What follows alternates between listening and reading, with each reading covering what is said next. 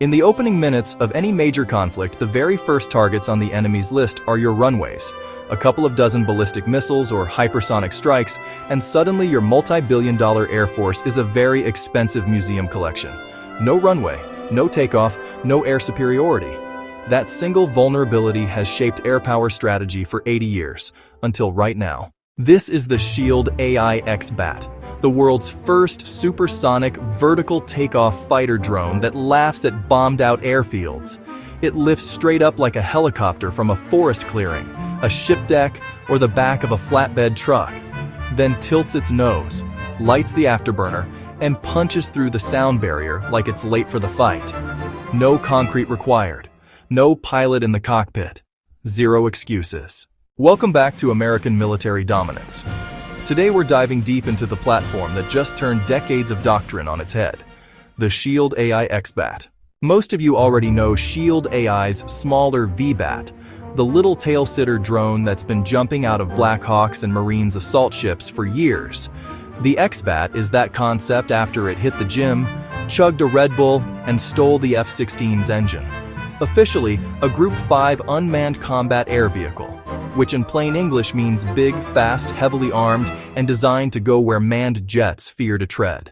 So how do you make something hover like a Harrier yet scream past Mach 1? SHIELD AI solved a physics nightmare that stumped Lockheed, Boeing, and half the skunk works for half a century. The secret sauce is a vectored thrust system built around the legendary General Electric F-110 turbofan, the exact same engine that powers half the free world's F-16 fleet and gives the F-15E its kick. In hover mode, massive vanes and nozzles redirect every ounce of that 29,000-pound thrust straight down. Transition to forward flight, the nozzles rotate, the airframe slicks itself into a delta-wing dart, and you're suddenly looking at Mach 1.2 with a vapor cone ripping off the nose. It is, without exaggeration, the holy grail of aerospace engineering. And SHIELD AI just made it real. But hardware without brains is just a fast target. This is where SHIELD AI separates itself from every other drone maker on the planet. Hive mind. Day one of a war with China or Russia, GPS satellites start falling like clay pigeons. Jamming blankets the battle space. Comms go dark. Every legacy drone that relies on a data link instantly becomes a very expensive brick with wings. Not the X-BAT. HiveMind is a full-stack, edge-native artificial pilot.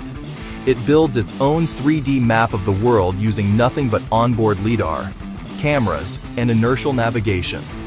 It sees terrain, identifies threats, reroutes around pop-up SAMs, and coordinates with an entire swarm, all without ever phoning home. You literally launch it, tell it go win, and it figures out the rest. Fire and forget taken to an absolutely terrifying level. Now let's talk teeth. Internal weapons bays keep it stealthy when it needs to be. We're talking AIM-120, AMRAAMs, JDAMs, or the new stealthy cruise missiles. When stealth isn't the priority, external hardpoints let it turn into a bomb truck. Combat radius, over 2,000 nautical miles on internal fuel. And the price tag that makes Pentagon bean counters smile.